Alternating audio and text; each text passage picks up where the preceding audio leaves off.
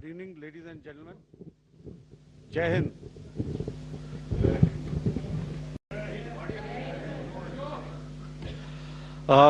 Welcome to this special press conference on Operation Sindoor. We will begin with opening statements by the three senior officers to my right here, who have been directly overseeing operations during Operation Sindoor.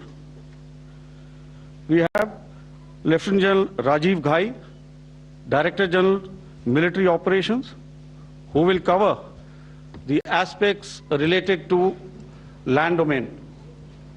Air Marshal A.K. Bharti, to his right, Director General Air Operations, will provide insights on the air domain. And to my right is Vice Admiral A.N. Pramod, Director General Naval Operations, who will cover aspects on maritime domain. Following their briefings, we will move on to the question answer session. I now request the DGMO to commence the opening brief. Thank you, Sandeep. A very good evening to all of you, ladies and gentlemen. You are all by now familiar with the brutality and the dastardly manner in which 26 innocent lives were prematurely terminated at Pahalgam on the 22nd of April.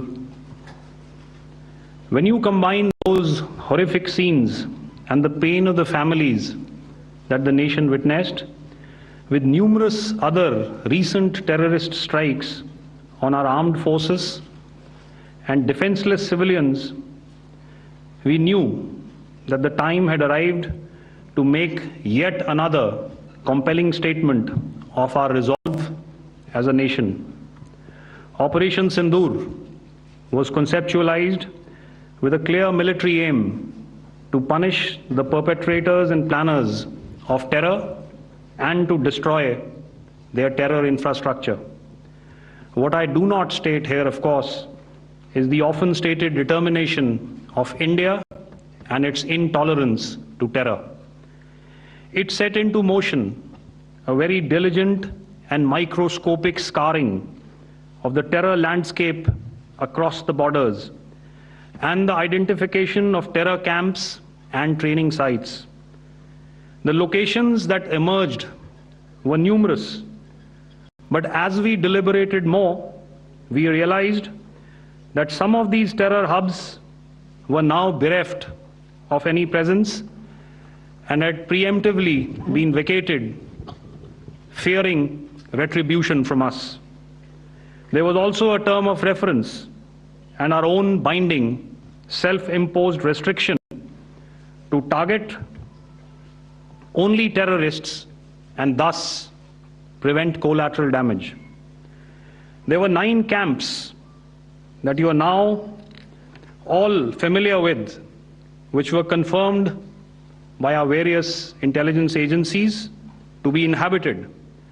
Some of these were in POJK, while there were others that were located in the Punjab province in Pakistan.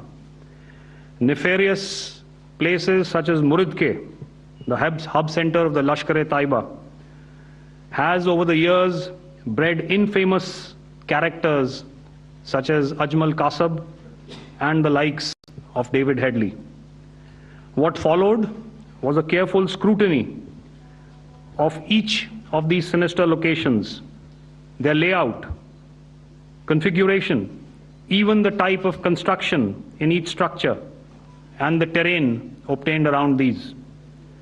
This was with an obvious intent to deduce and identify the exact vector that was required for their neutralization, as also the eyes in the sky that we would send up to ensure that we brought back evidence that we had indeed targeted what we set out to.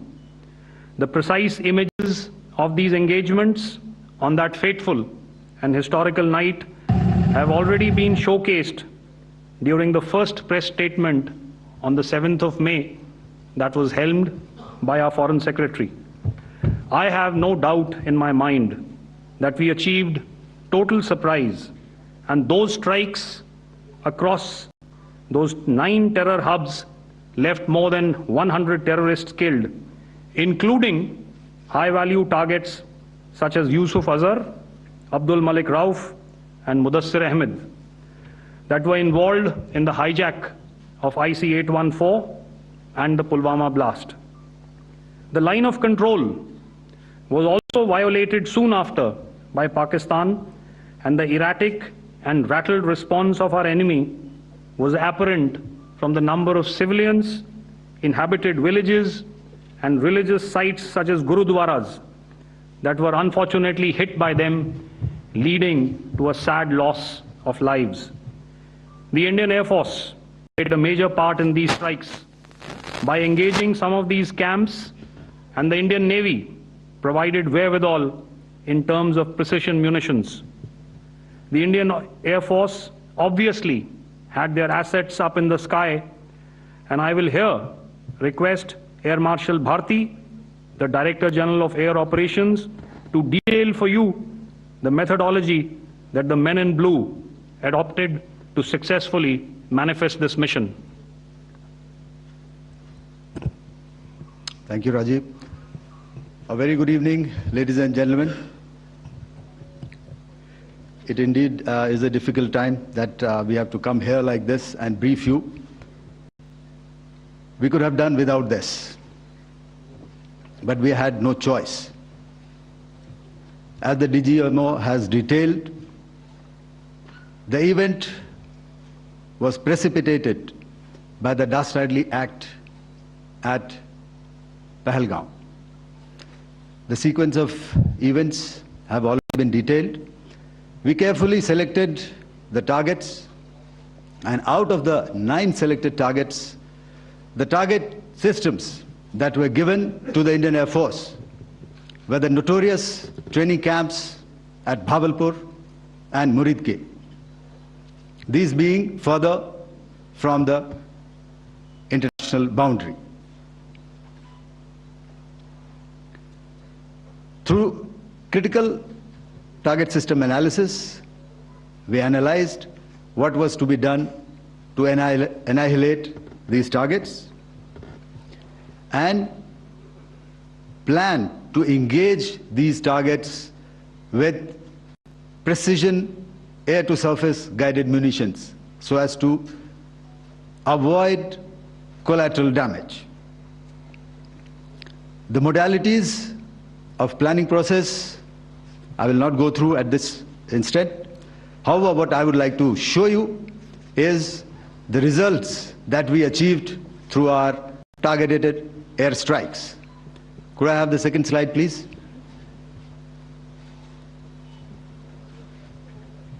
Yeah, change, please.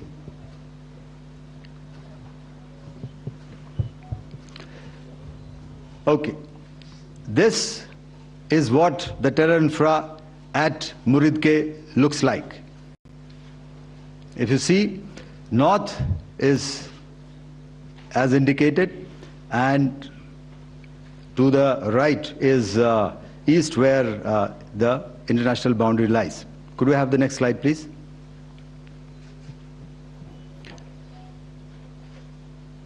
Orientating. Just go back to one slide. Okay.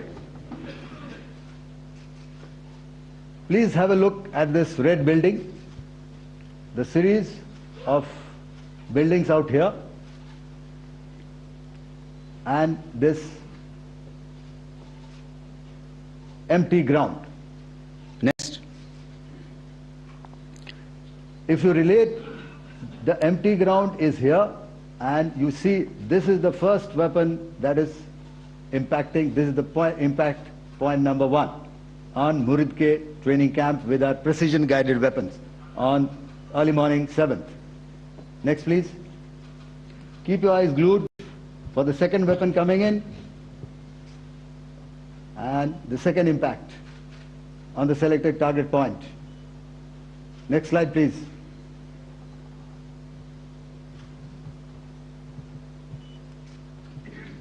Third weapon, third impact. Continue. and fourth weapon, fourth impact.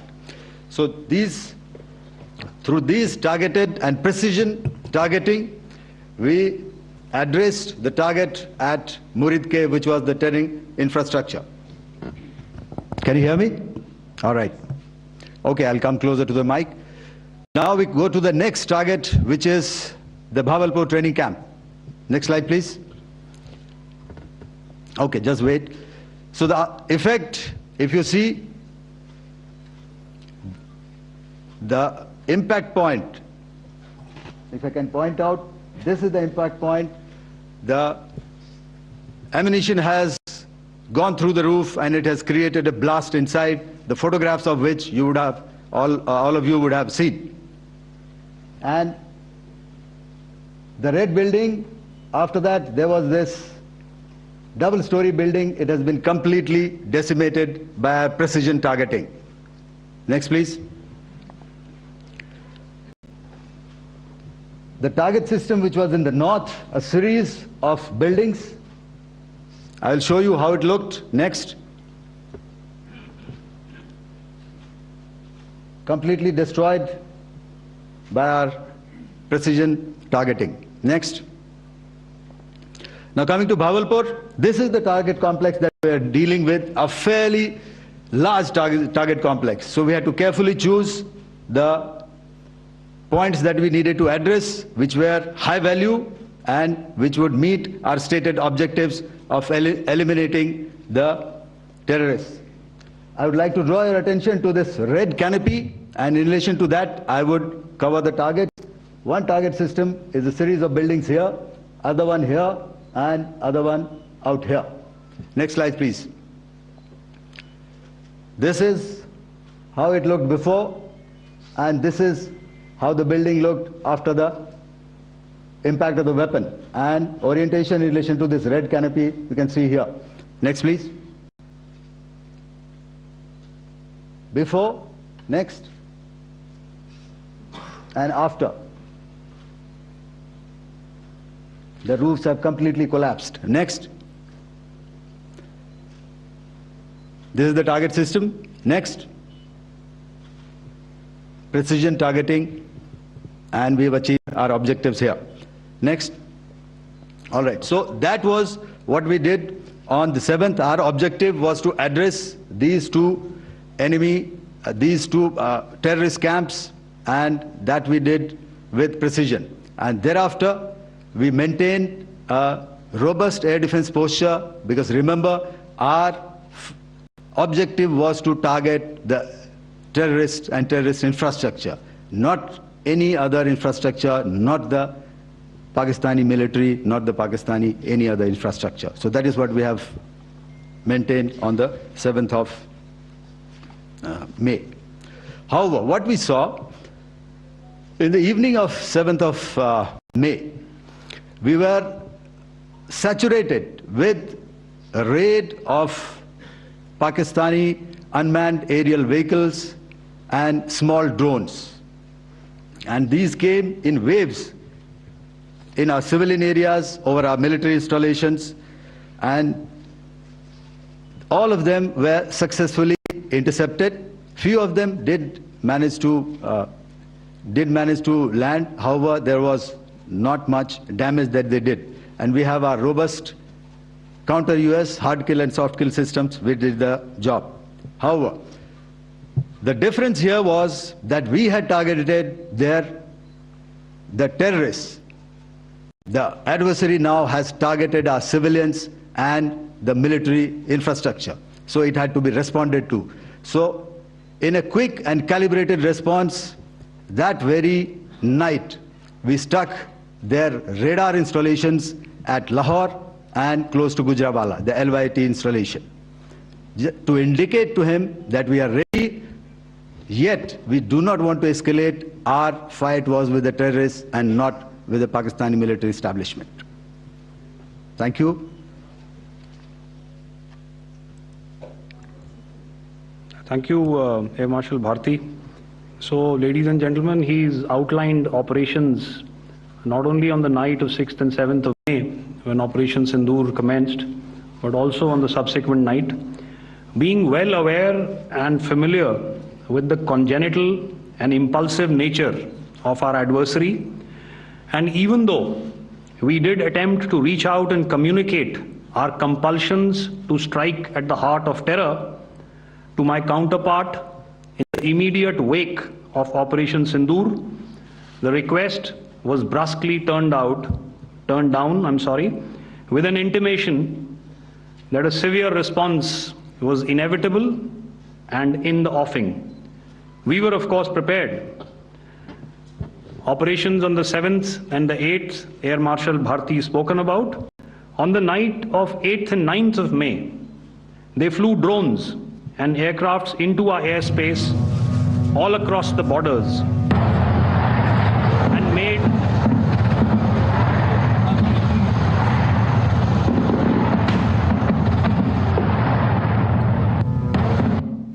made largely unsuccessful attempts to target numerous military infrastructure.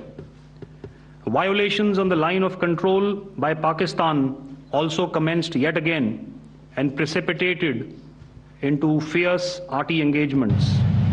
The air operations on the night of 8th and 9th of May, I'll yet again request the DG Air Operations to cover.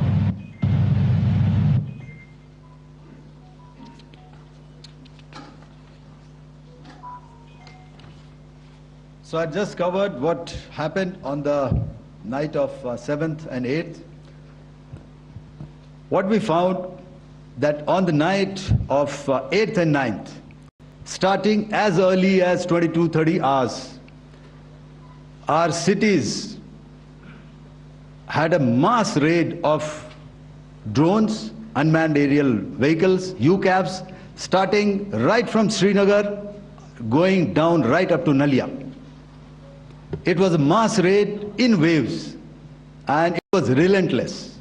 However, we were prepared, and our air defense preparedness ensured that there is no damage on ground or to any of the intended targets that the enemy might have planned for. The difference between 7th night and 8th night was that on 7th night, he sent in his BIHAR class of UAVs. However, these UAVs can go some distance, they are armed. However, on the 8th, less numbers of armed UCAVs were there or UAVs were there, and more numbers of quadcopters, maybe for surveillance or just for harassment of civilians. This continued till midnight. Our air defense preparedness ensured that there was no damage on the ground, either to the military installations or to the civilians. However, the enemy had yet again shown that he wanted to up the ante and he wanted a fight, and we were up to the task.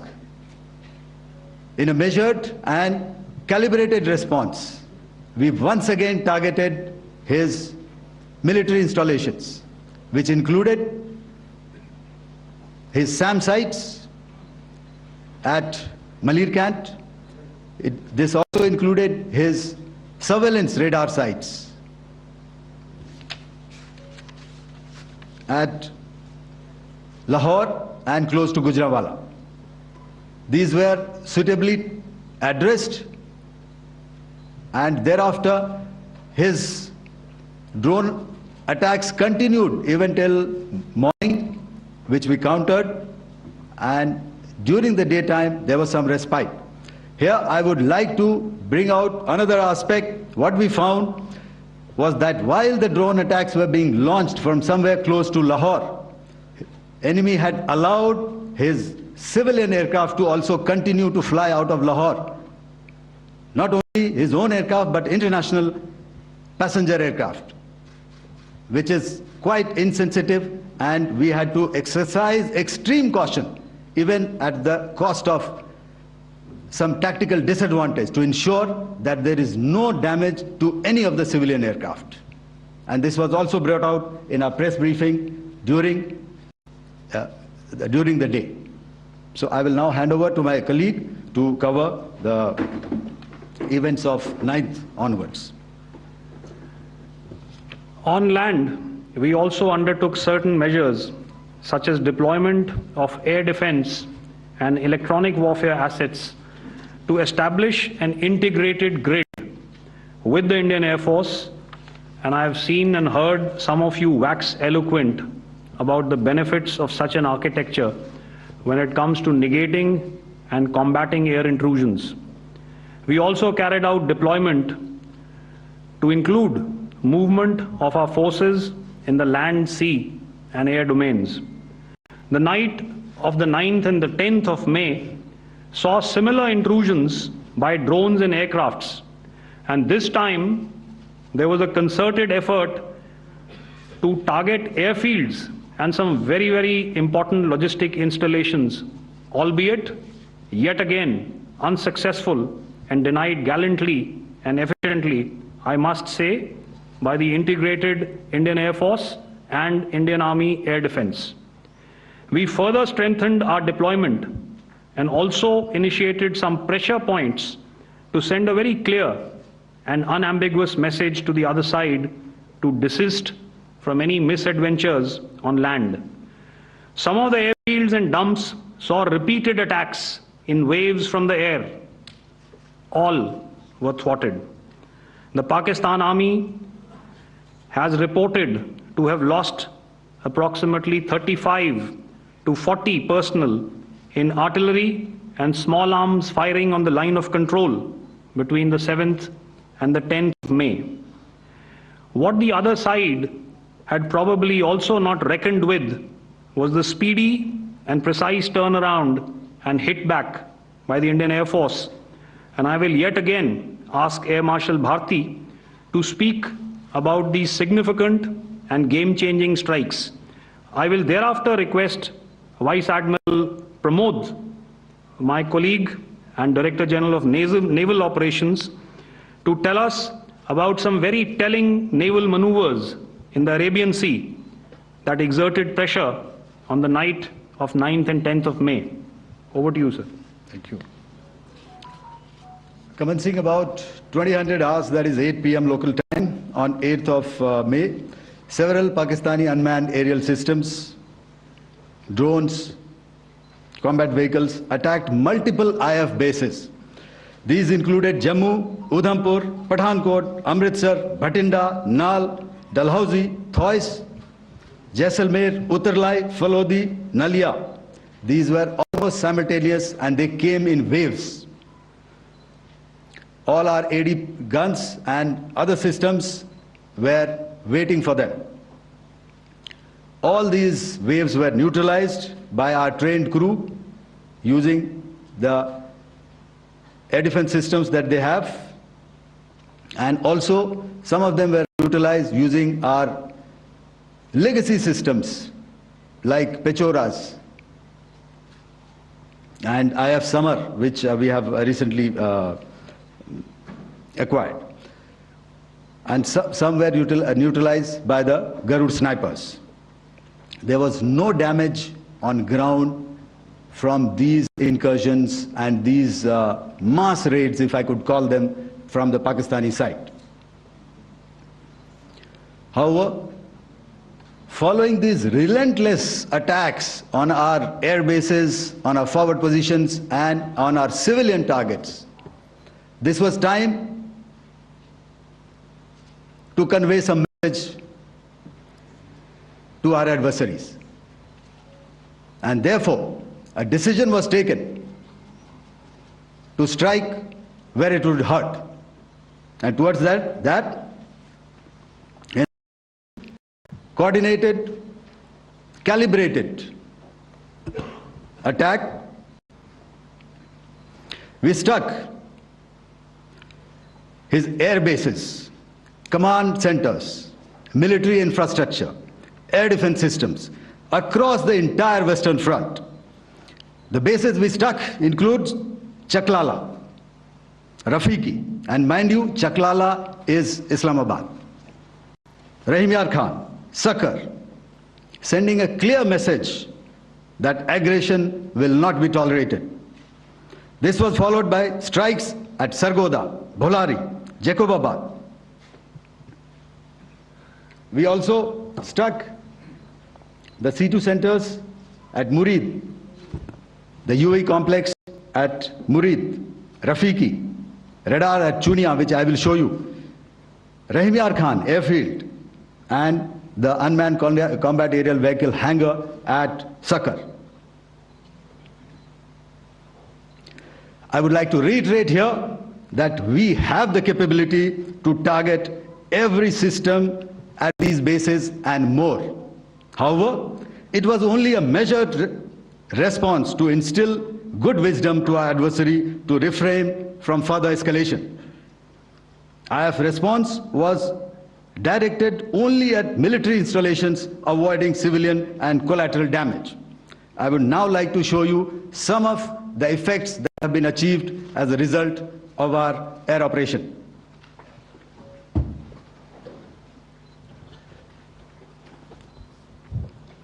Here is the Pasrur air defense system. If you could see, zoomed up view, this is the radar mounted on a high tower.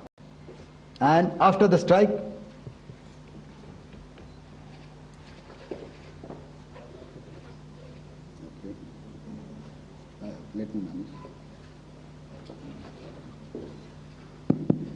thank you. Can you hear me? Yeah, thank you. And after the strike, this is what has happened. This radar has been taken out, completely burnt. Next slide, please. The Chunia air defense radar, which was taken out on 7th and 8th. This is the radar site. A blown up photograph, once again, on a tower. Not very clear, but what you see very clearly is the after effect after we have struck. The radar head has been completely decapitated. Next slide, please. Arifwala air defense radar. In this complex, you see how it looked before, blown up image, and after really blown up. Next. Now coming to Sargodha airfield. Remember, this is one of their important airfields wherein they have a lot of assets, F-16s, other assets which they keep getting, training institutes. And we have stuck this airfield. It is not, if you zoom in here, then one impact point here on the runway and second impact point of our weapon, precision weapon on the runway. And if you see this blown up repairing going on, same here. Next. Rahimyar Khan. This is the area we have struck. A deep strike out here and one complex here. So this is how it looked before, and the same, you see a big crater, another crater here, and this complex after strike neutralized. Next. Chaklala airfield, Noor Khan, once again a major air base, a lot of their logistic assets out here. This was the chosen complex that we intended to strike and convey a message. Next slide, please. This is how it looked before, and this is how it looked after our strike. Next. Sakar. We chose the radar site at Sakar. This is the radar site, and after it was struck, this is the aftermath, completely burnt out. Next, please. Aircraft shelter. This is how it looked before the strike, and this is how it looked after the strike. The roof of the buildings completely caved in and burnt. Next. Bolari airfield, aircraft hangar. This is how it looked before, and this is how it looked after the precision strike. Next. Jacobabad, aircraft hangar, and this is how it looked after. Next. So what I'm trying to convey here, ladies and gentlemen, is to start with, Our fight was neither with the Pakistani military nor with anybody else who's there on the other side. Our fight was with the terrorists. We neutralized the terrorists that we selected to be neutralized, and thereafter we only maintained the air defense posture. However, we were relentlessly pounded by waves after waves, night after night, by his UCAVs, by his drones, and by his other unmanned aerial systems. And that left us with no choice but to retaliate, and yet our retaliation was calibrated, it was graduated, and it was proportionate. Thank you.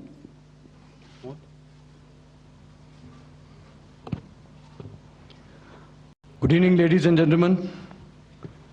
In the aftermath of the cowardly attacks on innocent tourists at Pahalgam in Jammu and Kashmir by Pakistani-sponsored terrorists on 22nd April, the Indian Navy's Carrier Battle Group, surface forces, submarines, and aviation assets were immediately deployed at sea with full combat readiness in concert with the joint operation plan of the Indian Defence Forces. You may be aware that we tested and refined tactics and procedures at sea during multiple weapon firings in the Arabian Sea within 96 hours of the terrorist attack. The aim was to revalidate our crew, armament, equipment, and platform readiness to deliver various ordnance on selected targets precisely. Thereafter, our forces remained forward deployed in the Northern Arabian Sea in a dissuasive and deterrent posture with full readiness and capacity to strike select targets at sea and on land, including Karachi at time of our choosing. The forward deployment of the Indian Navy compelled Pakistani naval and air units to be in a defensive posture, mostly inside harbors or very close to the coast, which we monitored continuously. The Indian Navy maintained seamless maritime domain awareness throughout the duration and was entirely aware of the location and movement of Pakistani units. In effect, we had and continue to have good battle space transparency using our maritime domain awareness grid. As you are aware, our response has been measured, proportionate, non-escalatory, and responsible from day one. Accordingly, the calibrated approach considered all options, including the ability of the Indian Navy for offensive action from and at sea. As part of this escalation control mechanism, the application of force by the Navy was planned in a synchronized manner in coordination with the Army and Air Force, the highlight being teams from the three services working closely in an integrated manner. Along with the kinetic actions by the Indian Army and Indian Air Force, the overwhelming operational edge of Indian Navy at sea contributed towards Pakistan's urgent request for a ceasefire yesterday. As we speak, Indian Navy remains deployed at sea in a credible deterrent posture to respond decisively to any inimical action by Pakistan or Pakistan-based terrorists. Thank you. Samno Varna, Jai Hind. Now I'll hand over to Director General Military Operations for further proceedings. Ladies and gentlemen, on the 10th of May, in the morning, even as we were getting into a huddle to wargame the events of the previous night, a routine exercise, I received a message on hotline from my counterpart in Pakistan seeking my willingness to communicate. Since our initial aim was to strike at terror camps, and all our actions in the subsequent days were in response to the intrusions and violations by the Pakistan Air Force and its army, it was decided that I would indeed speak with my counterpart. You are already aware I've seen it being covered on national television, that my communication with the Pak DGMO was conducted at 15:35 hours yesterday and resulted in cessation of cross-border firing and air intrusions by either side with effect from 1700 hours 10th of May, after he proposed that we cease hostilities.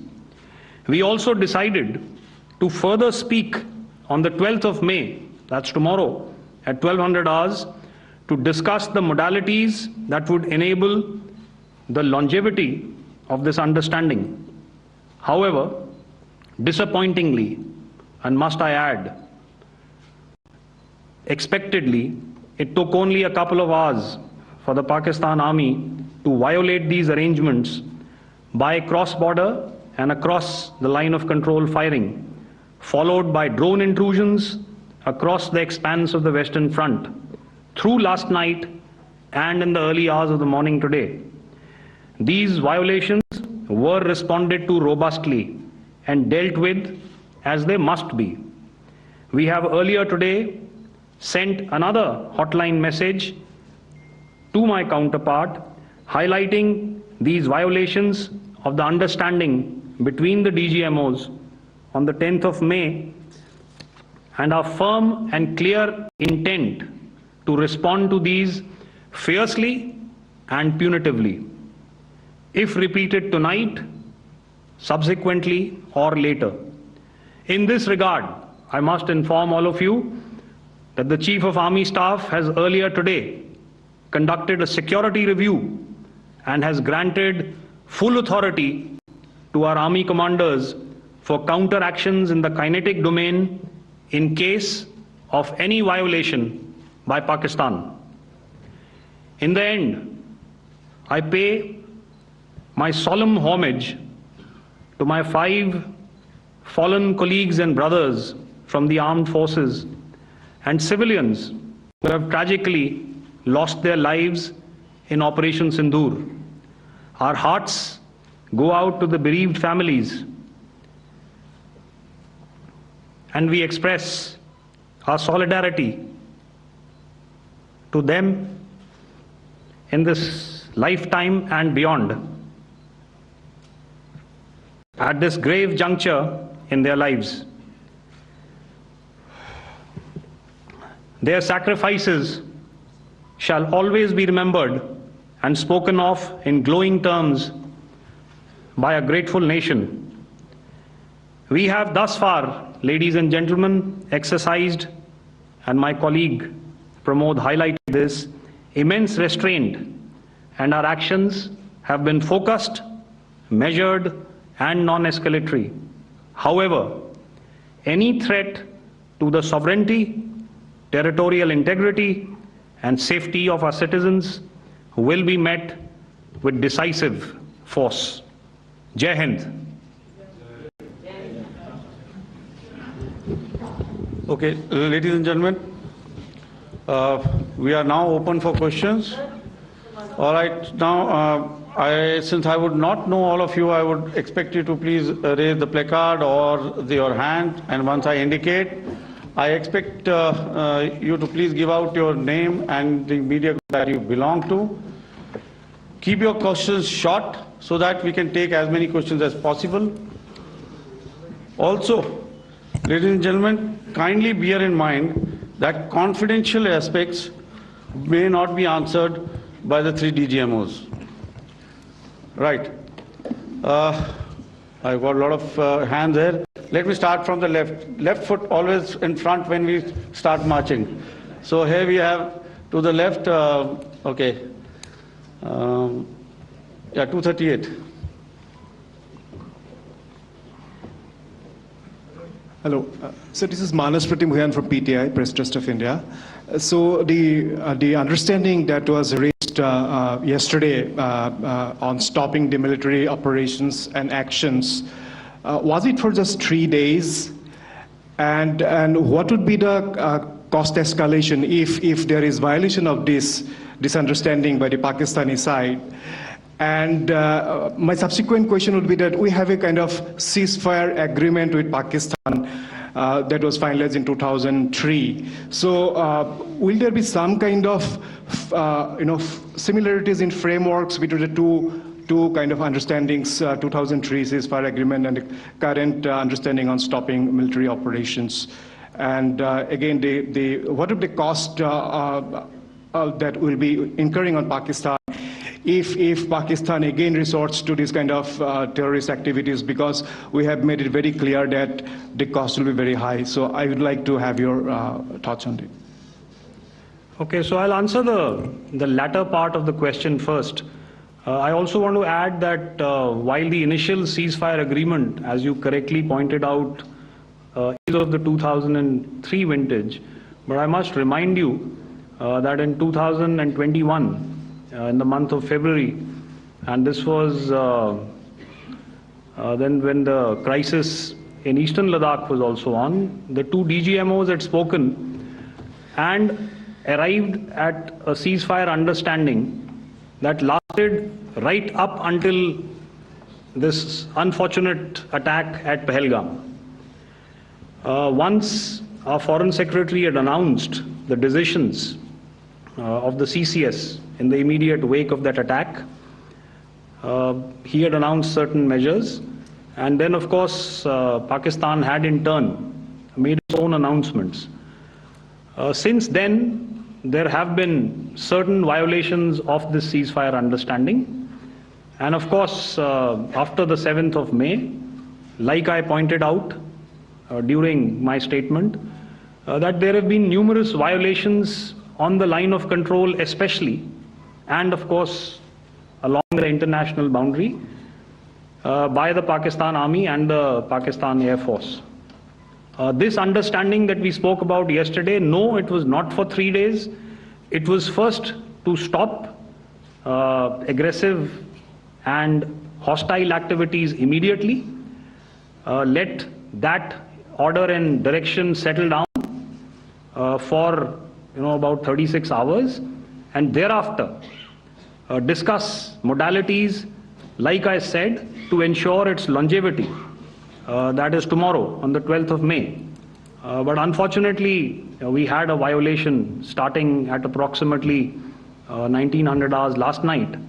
And we've sent a communique, like I said, to the Pakistan Military Operations Directorate. And we will await as to what happens tonight. All right. The cost escalation, I'll leave it to your best imagination. I've already said that the response will be fierce and punitive. Now, the right foot forward. Yeah.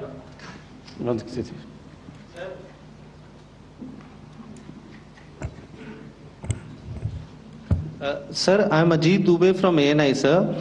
Sir, my question is that you talked about the loss of lives to the Pakistan Army, that was around 35 to 40 kills secured by the Indian Army.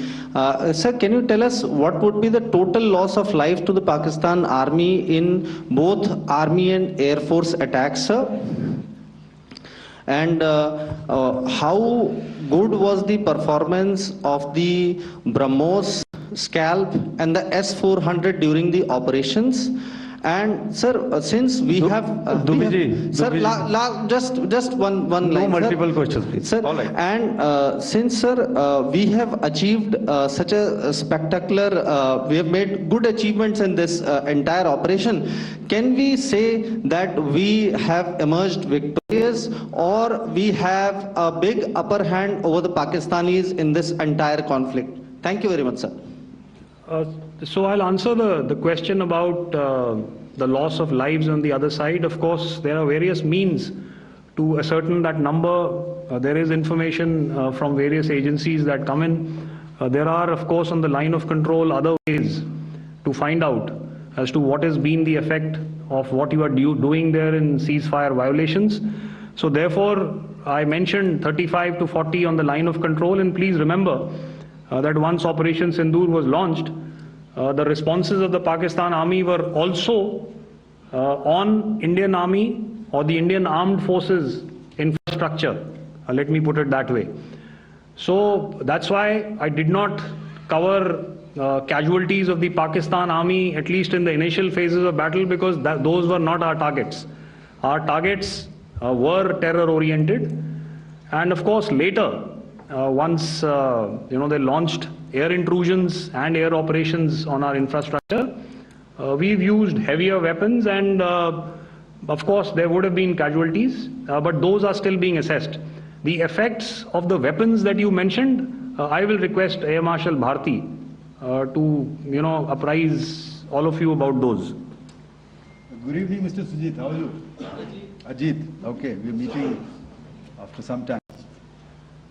I never mentioned about any of the weapons that we used. Check. Okay. What I was saying, that I never mentioned of any of the weapons, the caliber that we used. All right, so we'll leave it at that. Those are matters of operational details which I would not like to go into.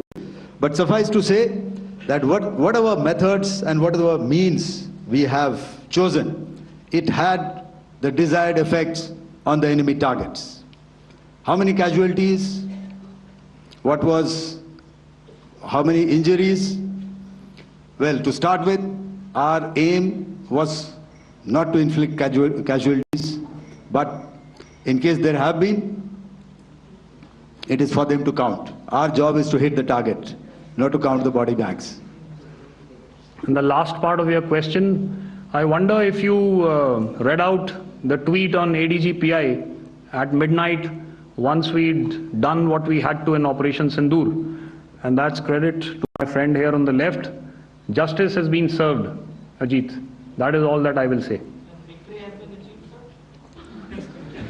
Ajit, I'll request you to, refrain putting words into his mouth. All right. Yeah, I'll come back to the left. 147. Sorry, 47. No, 47. Did I see it here or? Yeah. Good evening, gentlemen. Sorry, 147, I saw it there. Sorry. Yeah, since I've already said 147, start please. Hi sir, good evening. This is Shivam Patel from Reuters News Agency. Thank you for giving me the opportunity. My question, sir, is how many military targets did Indian Armed Forces strike in Pakistan in response to the attacks from Pakistan? How were these targets selected?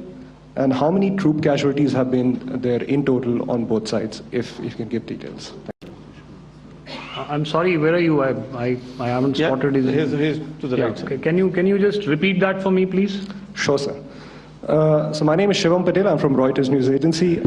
My question is, how many military targets in total did the Indian Armed Forces strike in Pakistan in response to the attack from Pakistan?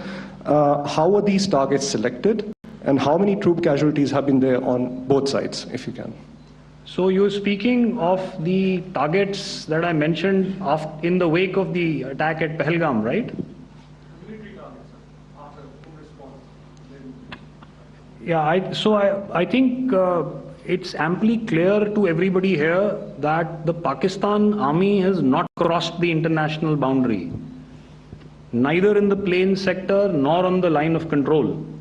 So the intrusions have been in the air.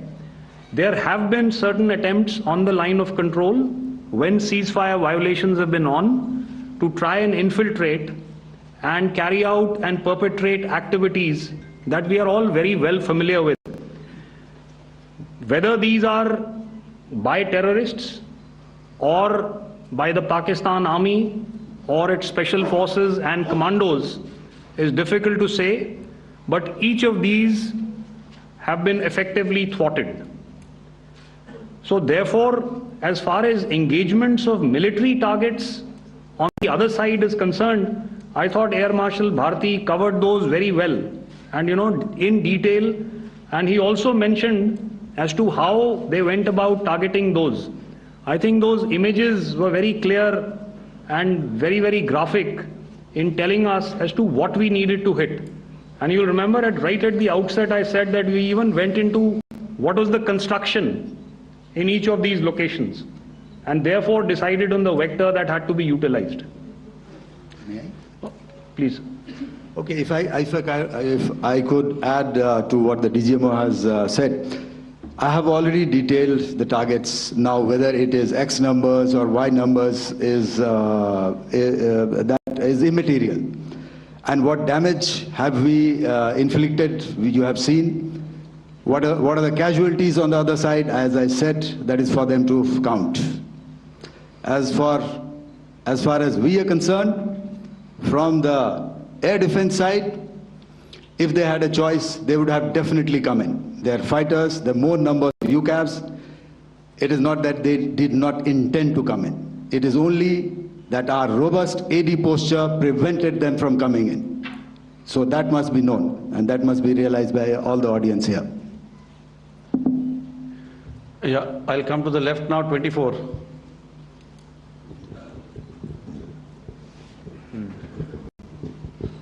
Good evening, sir. This is Anuvesh Rath from Z. Sir, I wanted to know on the first briefing, which was done by FS and two representatives from Air Force and Army, you showed a list where there was 21 places in that list. You have stuck 9. Are more operations going to be held? Is Operation Sindoor still on? And the second question, thank you, sir.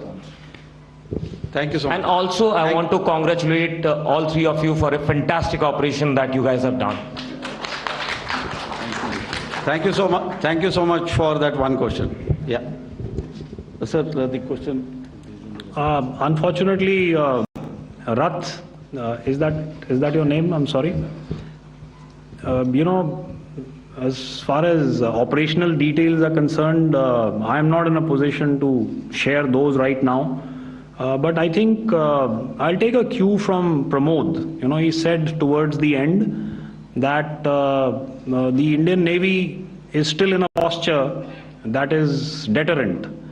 And I have already made it very clear towards the end of what I said that it's only a couple of hours ago that the Chief of Army Staff has carried out a security review, and he's authorized our Army commanders to deal with violations of any kind from across the borders in a manner that they deem fit. So again, to reiterate, the response will be fierce and it will be punitive.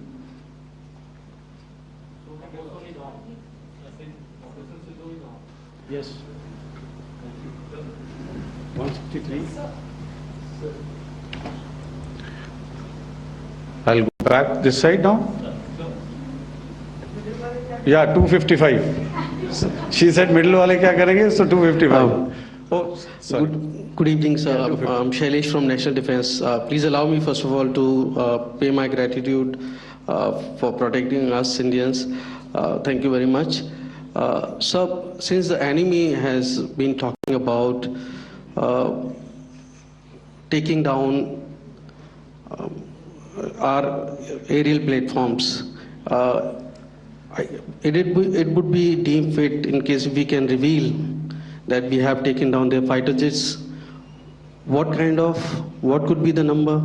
Though you said that they may be not to reveal the platforms, but since this has come from various quarters in Pakistan, so I believe that we need to answer, in case if you can, sir, if you may allow. The question is for me? Yes, sir. Okay, and if I get it right, you want to know how many of their planes we have downed? Yes, sir. Yes, sir. All right. See, as I said, their planes were prevented from coming inside our border. All right. So we do not have the wreckage with us, but definitely we have downed a few planes. Numbers, we would not like to hazard a guess out here. Okay. I have the numbers. Okay. And we are getting into the technical details of it to establish it. So I would not like to put a figure at this time, but definitely there are losses from their side which we have inflicted. Were they, please don't ask. Were they fourth generation plus, sir? See, you're putting words into my mouth. Why do you say fourth generation? Let us make it high tech. Okay. Thank you, sir. All right. Yeah, 163.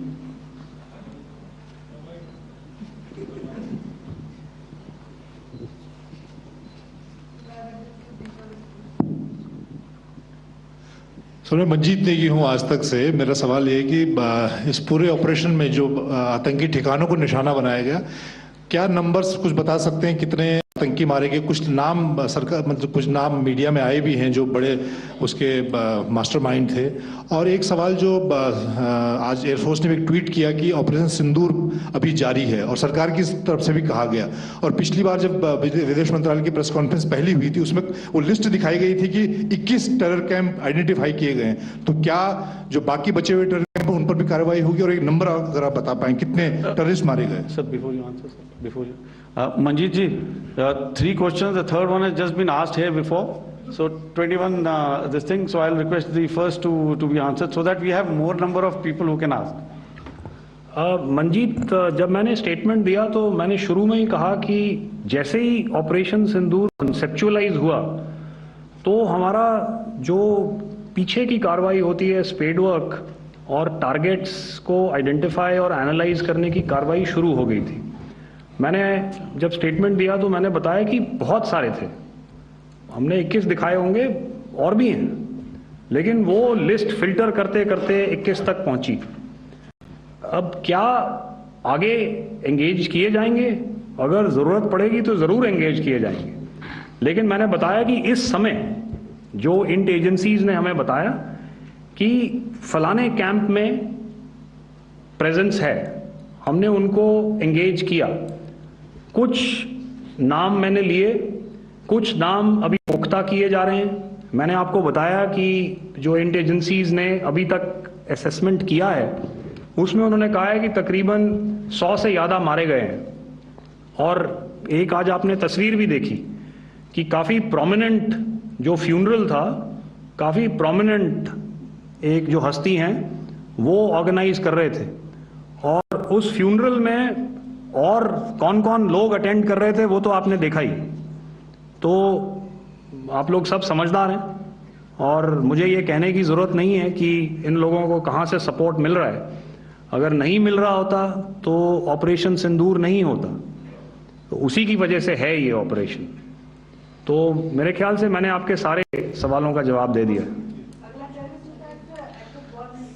Ma'am, sir next is from 17।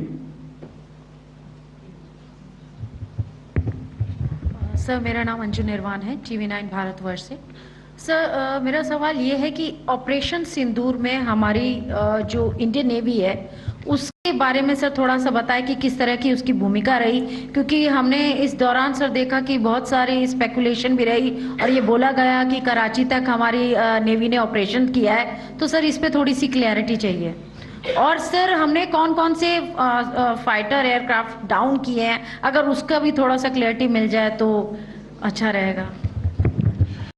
तो मैं आपका पहले सवाल का जवाब दूंगा। I will make few sentences and leave it for your imagination. First of all, as I mentioned, we have quantitative and qualitative edge to deliver a massive blow to our adversary, and we completely dominate in the maritime front. Indian Navy's action is part of the escalation ladder mechanism which we have worked out amongst 3 services. This time, if Pakistan dare take any action, and Pakistan knows it, what we are going to do. That's all. Okay, आपके सवाल का जवाब मैं पहले दे चुका हूं। आपके सवाल का जवाब मैं पहले दे चुका हूं, इसलिए मैं बस उस तक ही सीमित रखूंगा और इतना कहना चाहूंगा कि आने वाले दिनों में आपको खुद ही पता चल जाएगा और ऐसी बातें छुपी नहीं रहती हैं, तो पता चल जाएगा। So at this time we'll just let it be. Okay, ladies and gentlemen, we have 1 or 2 more questions, sir. So please. They are going to be outside. You can speak to them there also. 104. 104.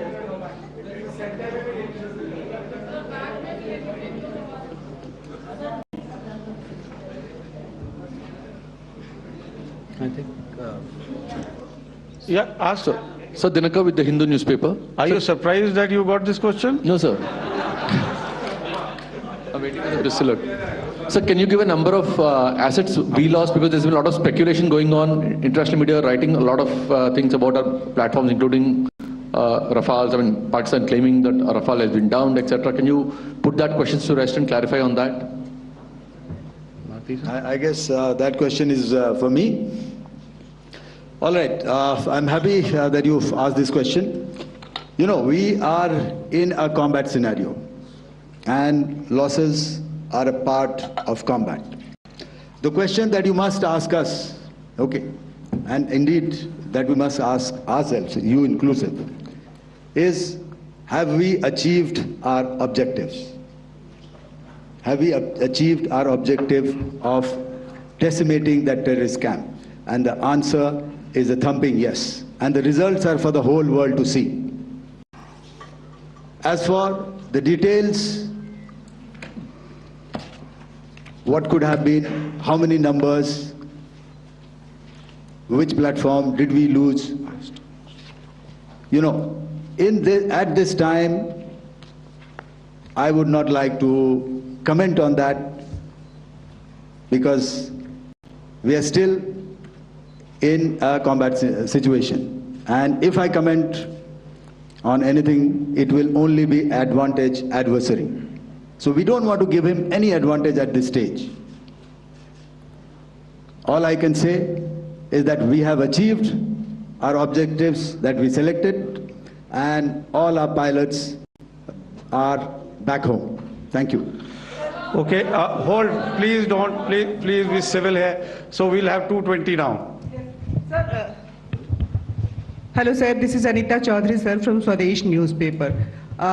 मेरा सवाल है, क्योंकि हमारे जो पहले जो action रहा वो आतंकवाद के खिलाफ रहा, तो आतंकवाद में अजहर मसूद की तरफ से एक बयान जारी किया गया था जिसमें उन्होंने कहा कि हम इसका बदला लेंगे और जाल रुलाएंगे। तो क्या अगला, अगर खुदा न खास्ता अगला टेरर अटैक किसी भी तरह का होता है, तो क्या उसे एक्ट ऑफ वॉर में हमारी तरफ से लिया जाएगा और उसका क्या माकूल जवाब दिया जा सकता है? मेरा इसमें सिर्फ एक ही जवाब है आपके लिए कि हमने अपनी कार्रवाई करी। हमने उसके बाद मैंने अपने स्टेटमेंट में भी बताया कि ये कम्युनिकेट करने की कोशिश करी कि हमने इस तरीके से ये जो स्ट्राइक्स हैं वो क्यों की। लेकिन जो हमारा एडवर्सरी है उसने जैसे मुनासिब समझा वो कार्रवाई करी। तो आपने देखा कि ये जो एक्टिविटीज़ चल रही हैं 3-4 दिन से, ये कोई वॉर से कम नहीं है। नॉर्मल सर्कमस्टांसेस में एक दूसरे देश की एयर फोर्सेस हवा में नहीं उड़ती हैं और एक दूसरे के ऊपर स्ट्राइक्स नहीं करती हैं। हर रात इंट्रूजन्स नहीं होते हैं। लाइन ऑफ कंट्रोल पर सीज फायर वायोलेशंस, आपके एक साथी ने सवाल पूछा था शुरू में, एक सीज फायर अंडरस्टैंडिंग था, वो भी जा चुका है। उस सीज फायर अंडरस्टैंडिंग के जाते जो फायरिंग हो रही है लाइन ऑफ कंट्रोल में, उसमें घुसपैठ की कोशिश हो रही है। आमतौर पर ये घुसपैठ लाइन ऑफ कंट्रोल में टेररिस्ट करते हैं, लेकिन हमें इंफॉर्मेशन है कि हो सकता है ये पाकिस्तान आर्मी की टोलियां भी हों जो हमारे पोस्ट के ऊपर खामी पहुंचाने की कोशिश कर रही हैं। तो ये सारी एक्टिविटीज तो वॉर में शामिल हैं। तो ये कहना मुश्किल है कि आगे क्या होगा, वो स्पेक्यूलेटिव जोन में आ जाता है और मैं स्पेक्यूलेट नहीं करना चाहता हूँ। हर एक सिचुएशन अलग होती है और उससे एक तरीके से डील किया जाता है। सर मैं एक सवाल इसका मैं जवाब देना चाहता हूँ, 1 मिनट। सो जो मिलिट्री होता है, our main job is to prevent war and maintain peace and stability. So it is not that our response is a great response. That means अगर किसी ने किया तो उसको ग्रेडेड उसमें किया। टेररिस्ट एक्शन हुआ तो what we did is a terrorist action and we destroyed all the terrorist camps. उसके बाद आपने देखा कि उनने थोड़ा सा कोशिश किया तो हमारे एयरफोर्स और आर्मी ने क्या किया, तो मिलिट्री टारगेट्स हैं उनको उनके ऊपर थोड़ा. So our aim is to maintain peace and tell them our adversary that you do this and the response will be bloody. Okay, now as per the, please, we'll have 166 and 25, and after that, no more, please. Sir, this side. Ladies and gentlemen, please maintain. I request you to please be quiet. Jal Ghai? No. This side, sir. We have only two questions left. 166. Yeah, please start. Sir, I'm Rahul Singh from Hindustan Times, sir. So you were totally on top of the game in the kind of losses you've inflicted on the enemy. I mean, we saw those slides and everything. So it kind of comes across that you were batting it 99 and you decided to declare your innings. What are your thoughts on that, sir? And do you think, are you weighing the option of the Pakistan army using this time, buying this time of the so-called ceasefire, or the understanding? And you talked about how they could not be trusted. So buying time to kind of build up their war reserves, getting stuff from their friends like Turkey or China, are we considering that possibility, sir? Look, see, the call came from the Pakistani side to speak about cessation of hostilities. What pauses mean during such conflicts is known to everybody. You know, I don't want to go into the pros and cons of how preparation for war is made. You know, that is a process in itself. But I think my senior colleague here, the DG Air Operations, spoke, or he alluded at least, you know, to what this operation was precisely and specifically meant for. And I think that's something that we achieved, you know, right at the outset. Had we had the option not to go further, we probably wouldn't have. But we've been compelled to be in this situation. And as you've seen, the armed forces of India, and you know, you've got the three Director Generals sitting here, we are always prepared to face any eventuality. Like I said, that's for the sovereignty, the territorial integrity, and the safety of our citizens. So whatever has to be done will be done. You know, I'm not so concerned about what Pakistan will do in this time. I'm only concerned about what we will do. We have a roadmap and a plan, and we will follow it diligently, and we will follow it to the T. That's the contention that I want to make here today. Ma'am, please. Okay, the last question, and ma'am, 25. She has been she's been asking since the first one. Sir, I'm Nandita. Sir. She's not asking a question. Sir, I'm Nandita Dagar, DAGAR from DD News and DD India. Sir, I wanted to ask you that my question is to General Ghai. Sir, you spoke to your counterpart yesterday and the Pakistani counterpart. Sir, what is the Indian Army's assessment that despite that agreement, that talk that you had, despite that agreement coming into effect at 1700 hours yesterday, why did they violate it? And number two, yesterday at the Joint Defence Ministry and Foreign Ministry briefing, Wing Commander Vyomika Singh and Colonel Sofia Qureshi had told us that we have cited the Pakistani troops amassing at the borders and at the LOC. Sir, has that situation changed? Have they withdrawn? And sir, if in case, despite now there is a lull of course, but if tonight again the enemy again carries out shelling and aerial intrusions through drones, what is going to be our response, sir? Thank you. So without outlining the specifics of that response, I've already made it clear that there will be a response, and it will be fierce and it will be punitive. Why the Pakistan Army chose the option of violating the understanding that was arrived at earlier yesterday, I think that's a question that we best answered by the Pakistan DGMO. I wouldn't be able to, give you that. But, in situations such as these, and if you go back into any conflict, sometimes these understandings take time, to fructify and manifest on ground. But without, getting into the reasons. It is our mandate to be prepared at all times, and that we were. It's not as if because there was an understanding we weren't prepared. I must tell you that the armed forces were on a very, very high alert, and they continue to be in that state even as we speak. All right. Ladies and gentlemen, please, ma'am, please. Okay, thank you so much for coming today. Those who have missed asking a question, those who have missed, see, I knew I'll grab this attention from you like this. Those who have missed the opportunity to ask a question can give me a written one. I will definitely get back to you with that. And also, they are they are invited for a cup of tea in my office day after tomorrow. Thank you, ladies and gentlemen, for coming. Thank you. Thank you very much. Jai Hind. Jai Hind.